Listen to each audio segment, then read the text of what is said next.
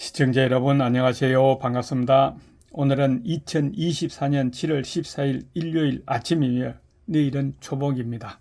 더위가 시작되는데 지금 시대가 변해서 이미 6월부터 더위가 시작되었죠. 따라서 정치도 시대가 변하듯이 좀 변해야 한다는 것을 전제를 두고 오늘을 시작하겠습니다. 오늘 리더십 TV 252번째 주제는 그 당시 획기적인 리더십을 발휘한 황희정성의 리더십 밑거름이 어떤 것이었는지 몇 가지 사례를 공유해 보겠습니다. 모두들 잘 아실 것입니다. 60여 년간 관직에 있었고 그중 27년을 정성자리에서도 18년간을 영의정 배설에 있으면서 조선 왕조 초기 정치의 기반을 안정시켰던 황희의 정치적 공덕, 즉 개인의 이익만을 위한 정치가 아니라 공공의 복리를 위해 많은 사람들이 지켜야 할 도덕을 지킨 정치인으로 평가받는 것까지도 받아들이지 않는 황희정성의 리더십 기본 바탕을 현재의 정치인들도 배워서 좀 깨우치자는 것입니다. 왜냐하면 그가 그렇게 정성 자리에 오랫동안 있었던 것은 너무나 인간적인 휴머니즘이 밑거름이 되어 있었기 때문입니다. 그래서 정말 담담한 한 폭 한 폭의 수채화 같은 황희정성의 인간됨에 관한 일화 몇 가지를 소개해 보겠습니다. 먼저 꾸밈없는 황희정성의 사랑방 이야기입니다. 황희정성의 손자들과 종의 아이들이 공 앞에서 들어는 까불고 들어는 울고 있습니다. 그중 한 놈은 공의 수염을 잡아 당기는가 하면 어느 한 놈은 공의 뺨을 치는 놈도 있는데 공의 안색은 놀라지도 화내지도 않고 평상시처럼 침착했습니다.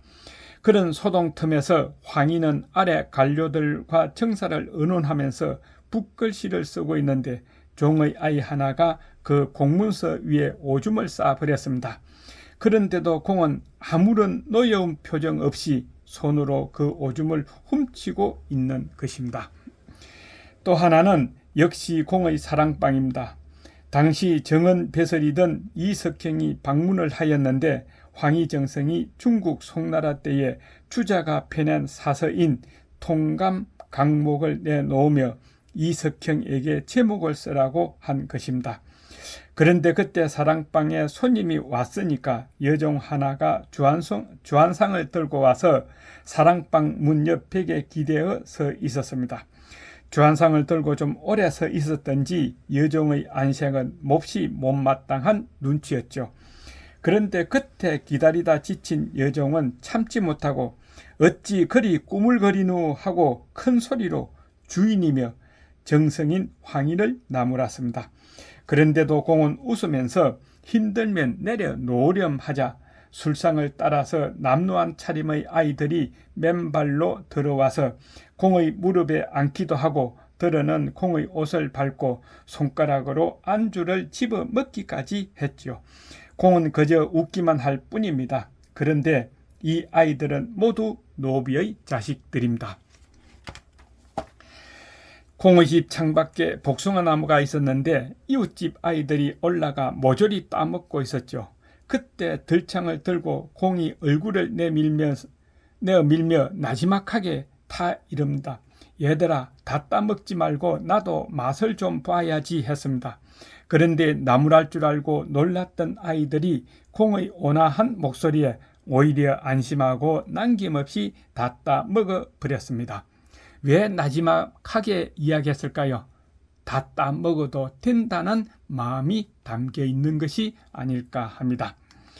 또 거의 동산에 있는 배나무에 동네 나쁜 소년 하나가 돌팔매질을 하여 무르익은 배가 뜰에 가득 떨어졌습니다.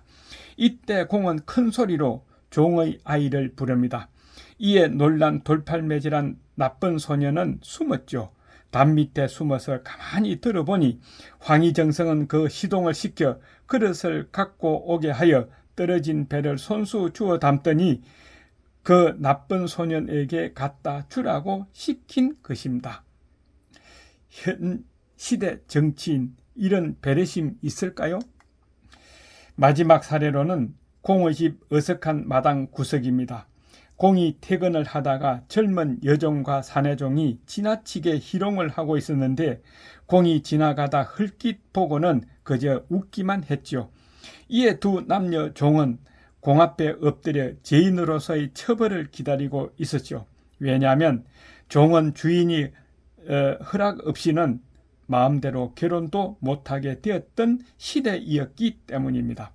그렇지만 황희정성은 노예도 역시 하늘이 내린 백성인데 어찌 천성까지 함부로 다스리겠나 하며 공은 노예의 인간성을 보장해 주어야 한다는 요지의 글을 써서 자손 만대에 전해 내리도록 자신의 신념을 몸소 실천하신 분이십니다.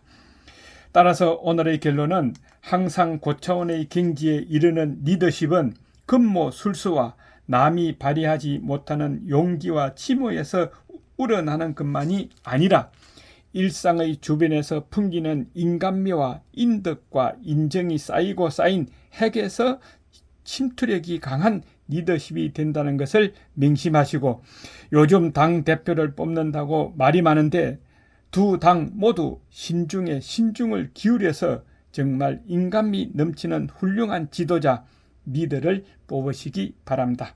끝까지 시청해 주셔서 감사합니다. 리더십 TV였습니다. 무더위에 건강 조심하세요.